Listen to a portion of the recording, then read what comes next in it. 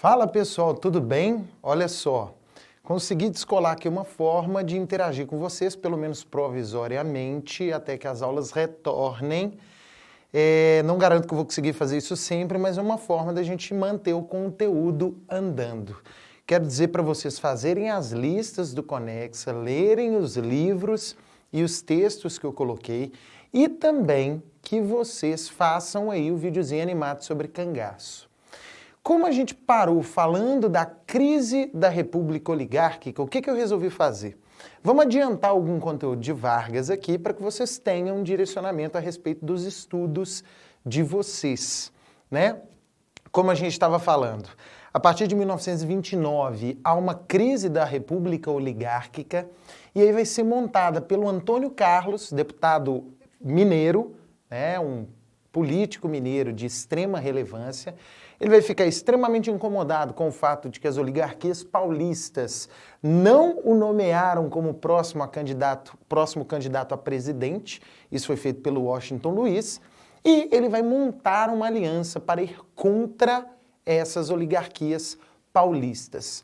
O Antônio Carlos, então, resolve abrir mão da candidatura e vai chamar Getúlio Vargas, que era presidente do Rio Grande do Sul, e o João Pessoa, um político muito famoso na Paraíba, para compor essa aliança liberal, que foi uma forma de campanha política, né? Foi um grupo político que fez uma campanha muito forte, principalmente nos centros urbanos. Fizeram campanha política como não se via desde 1910, quando a gente teve a campanha civilista lá do Rui Barbosa. Então essa galera circulou o Brasil, fez comícios ou aqueles chamados mítins, se esforçaram bastante, mas no final não ganharam as eleições. As oligarquias paulistas, que tinham esses coronéis e esse público, esse curral eleitoral muito forte, ganharam as eleições. Bom, o sentimento de insatisfação foi muito grande, e eles precisavam de algo, de uma desculpa para poder tomar o poder. A gente viu que essa desculpa vem a partir do assassinato do João Pessoa, que foi por motivos pessoais, não tinha muito a ver com a questão das oligarquias e da Aliança Liberal, mas foi utilizado como um instrumento de mobilização popular e de convencimento das Forças Armadas que algo precisava ser feito pelo Brasil. E esses caras, apoiados aos tenentes, lembra dos tenentes? A gente conversou disso em sala. Tenentes são os jovens oficiais do Exército que queriam salvar o Brasil, que defendiam a centralização do poder político. Esses caras, então, eles vão apoiar Getúlio Vargas, vão dar um golpe e vão fazer aquilo que ficou conhecido como Revolução de 30. Então, basicamente, um conceito para vocês entenderem, o livro didático tem uma explicação muito aprofundada sobre isso. Revolução de 30 é um movimento de tenentes com a Aliança Liberal, apoiados pelo Exército, que tomam o poder, impede o Júlio Prestes, candidato das oligarquias, de assumir o poder e leva ao poder temporariamente Getúlio Vargas. Aí então começamos, pessoal, a chamada Era Vargas, que vai de 1930 a 1945. Getúlio Vargas governa o Brasil ao longo de todo este período, 1930 a 45. São 15 anos de governo Vargas. Um dado interessante da gente pensar é que o Getúlio Vargas ele governa o Brasil durante 15 anos. Isso é muito tempo. Quem governou mais o Brasil do que ele foi somente Dom Pedro II, governou 49. Isso é muito mais tempo. Mas para pensar no Dom Pedro I. Ele só governou durante 9 anos. Então Getúlio Vargas governa o Brasil durante mais tempo do que um de nossos imperadores. Então é algo bastante significativo. Como eu havia conversado com vocês, Era Vargas é um tema muito importante. Caiu quase todos os anos no Enem, com exceção de 2012 e com exceção do ano passado, 2019. Então a gente precisa ficar bastante atento a esse conteúdo. Belezão, meu povo? Olha só. Quando vocês forem fazer os seus estudos autônomos, fiquem atentos à divisão de uma Era Vargas em 3 fases. A primeira delas, quando ele recebe de uma junta militar após a Revolução de 30, o cargo de chefe político do Brasil. Então, como ainda não se tinha uma nova Constituição, mas não se podia respeitar a Constituição de 1891, a gente chama esse governo de governo provisório. Vargas governaria provisoriamente. É um provisoriamente de 4 anos, né, gente? Esse é um baita do governo provisório. Depois que é feita a Constituição de 1934, e eu quero que vocês prestem bastante atenção a essa Constituição, que traz muitas inovações. As mulheres passam a votar, o voto passa a ser secreto, uma série de medidas trabalhistas são colocadas em práticas que a gente viu. Eram demandas lá do início da República, do período da República Velha. E aí, a partir de 1934, nós temos essa Constituição, que é uma Constituição democrática. Isso é muito importante de lembrar. Em 1937, esse governo constitucional dá espaço a uma nova forma de governo, que era o projeto do Vargas, uma centralização extrema do poder e uma nova Constituição, a chamada Constituição Polaca, uma Constituição que reunia poderes no chefe do Poder Executivo. Então, a partir de agora, nós temos uma ditadura no Brasil, que vai durar de 1937 a 1945 e é conhecida como Estado Novo, a ideia da construção de um novo Estado Nacional. Tudo bem? Essas 3 fases, elas são extremamente importantes.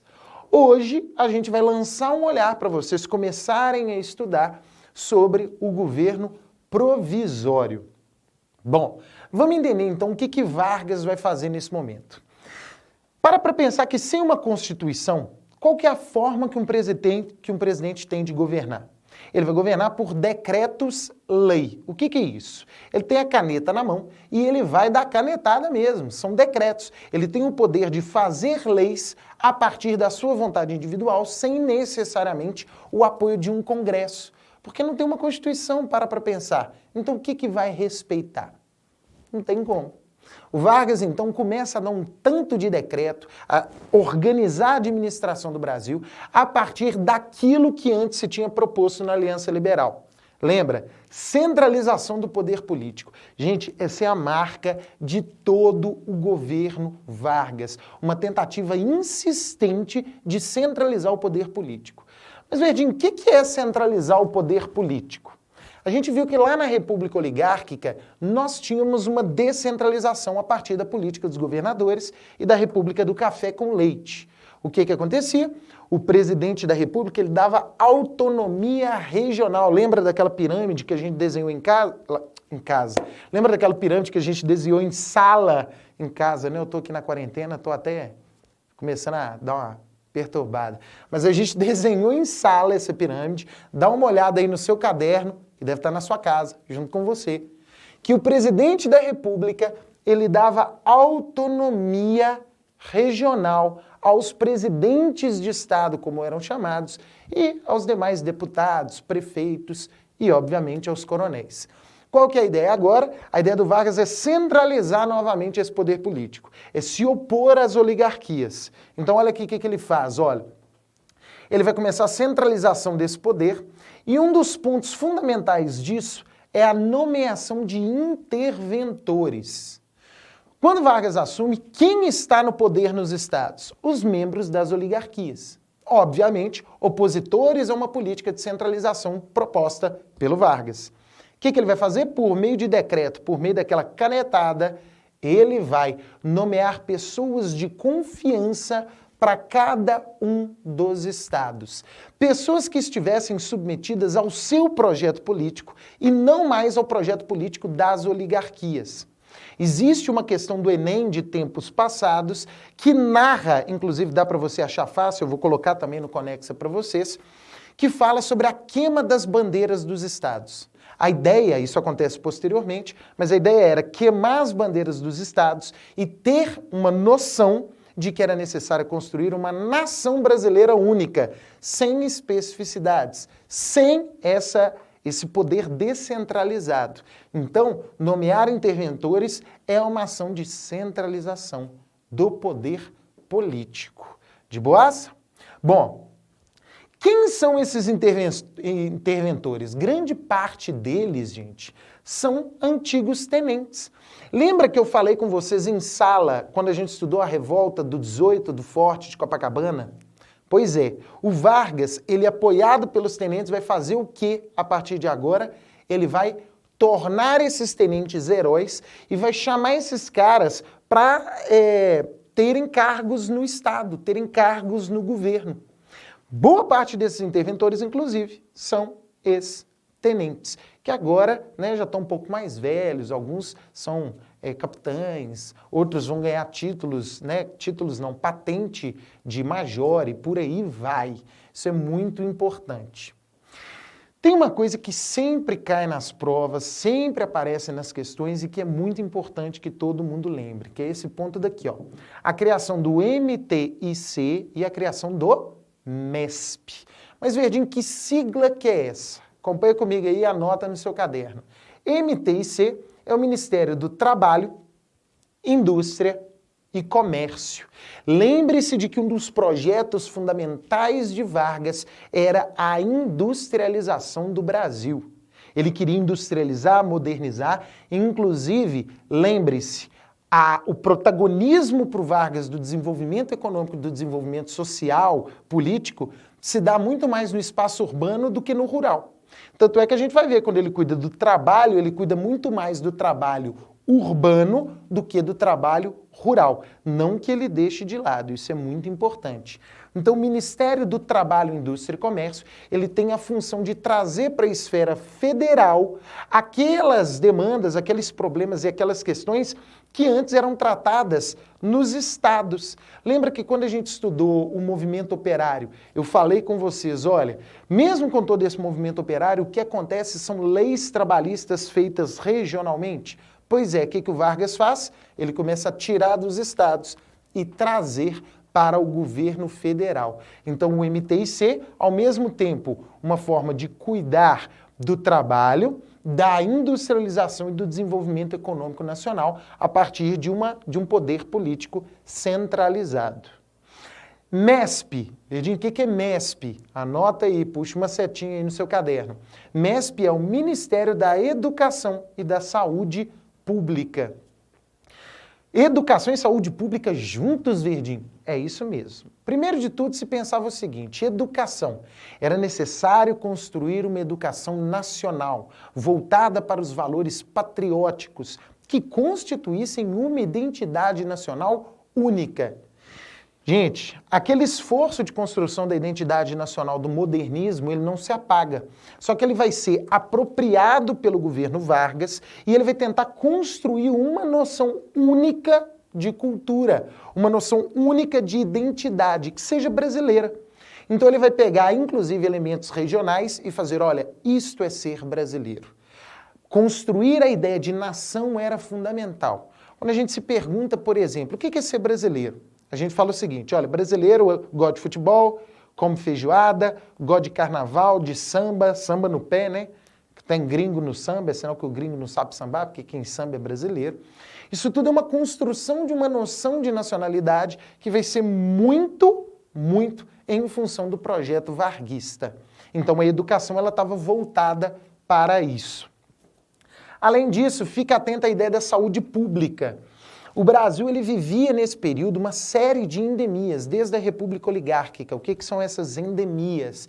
São doenças que assolavam o povo brasileiro regionalmente. Então a gente tinha esquistossomose, a gente tinha bócio endêmico, uma série de doenças que eram em função do desamparo do Estado. Qual que era então o projeto varguista? O projeto era levar saúde para as pessoas dos sertões. Lembra daqueles sertões abandonados que a gente falou na Primeira República? O Vargas não vai dar um jeito nele, não.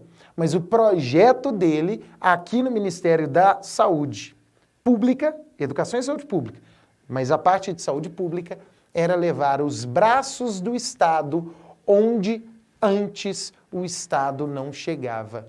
Percebam o que a gente está falando. Está tudo muito associado à centralização do poder político, à centralização da administração. De boaça até aqui? Sim ou não? Então tá bom, vamos lá. Aqui, ó, esse ponto também é fundamental. Lembra que um dos grandes problemas que eram vistos e divulgados sobre a política na República Oligárquica eram as fraudes eleitorais? Era o fato de que o voto era aberto. Claro que você tinha uma série de outras questões que estavam em voga também. O fato, por exemplo, de analfabetos não votarem, de soldados não votarem, de padres não votarem e de mulheres não votarem. O Vargas ele não vai dar conta disso tudo não, tá? Mas, todavia, contudo, porém, entretanto, ele vai criar um código eleitoral e vai criar a justiça eleitoral. Edinho, o que isso quer dizer? O que é um código eleitoral? A partir de agora, passa a ter uma legislação específica para o processo eleitoral. Esse Código Eleitoral, ele determina uma série de regras que tiram do poder político regional a autonomia sobre fazer as eleições. Isso vai reduzir significativamente o número de fraudes. Isso é muito importante. E, principalmente, esse Código Eleitoral em 1932, em função dele, nós temos, pela primeira vez, eleições regionais com a participação de mulheres votando. Isso já foi questão do Enem, isso é fruto, claro, de um movimento forte de mulheres ao longo da Primeira República. Lembra que a gente falou da participação das mulheres, desde lá de trás, na República Oligárquica, no movimento operário. Agora esse movimento, ele criou um espírito sufragista. O que é sufrágio? Voto. Movimento sufragista é aquele que quer o voto. Movimento feminista sufragista, mulheres querendo o direito de votar. E isso vai ser dado neste período varguista. Além disso, justiça eleitoral. O que quer dizer a justiça eleitoral?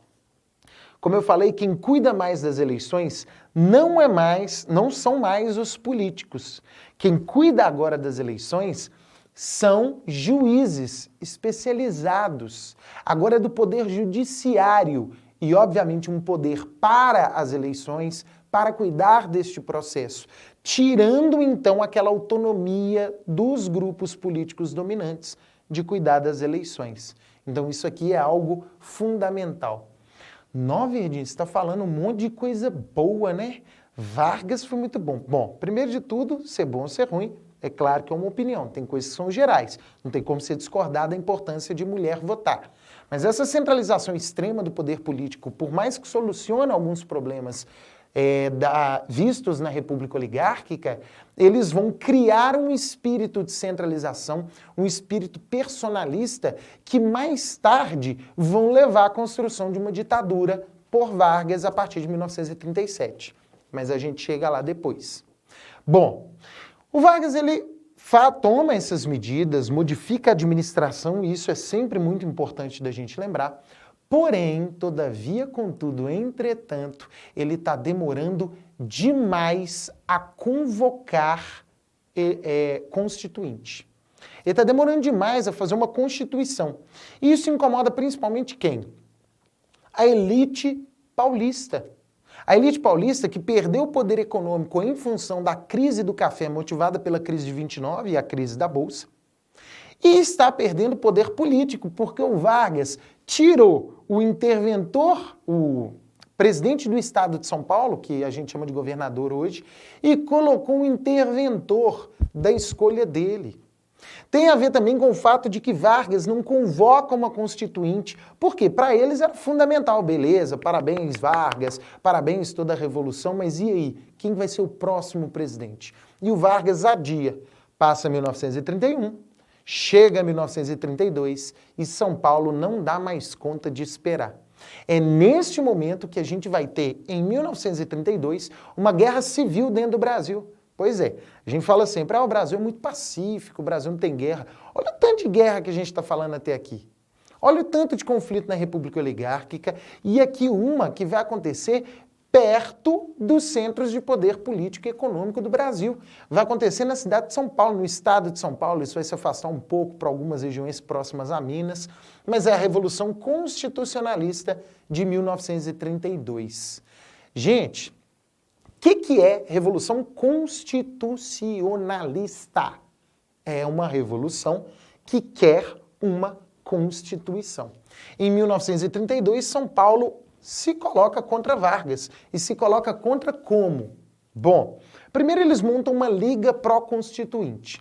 Essa liga pró-constituinte começa a alimentar um sentimento nacionalista paulista em oposição ao Vargas. Então, como se São Paulo tivesse perdido, os paulistas têm que se unir, não podem deixar isso acontecer. São Paulo, que era visto, inclusive, naquele momento como a locomotiva do Brasil, que puxava todos os outros vagões velhos, toma, então, a iniciativa de se colocar contra o Vargas, de tentar depor Vargas, porque ele não convocava uma constituinte.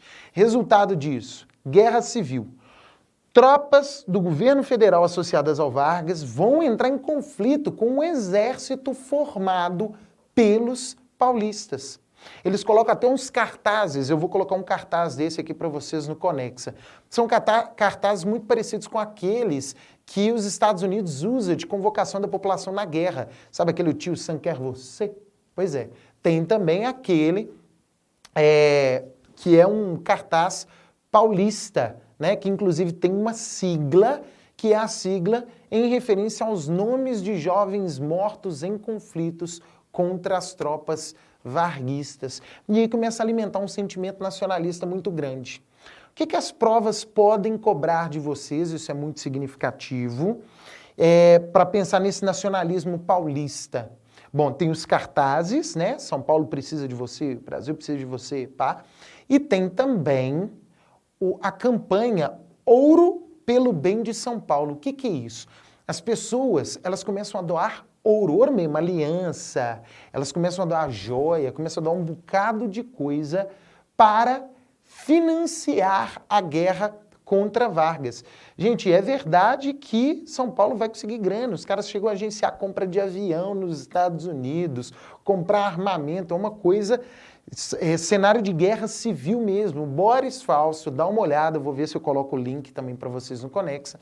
Ele tem um texto, inclusive, lembrei agora, tem um documentário no Netflix chamado História do Brasil.doc.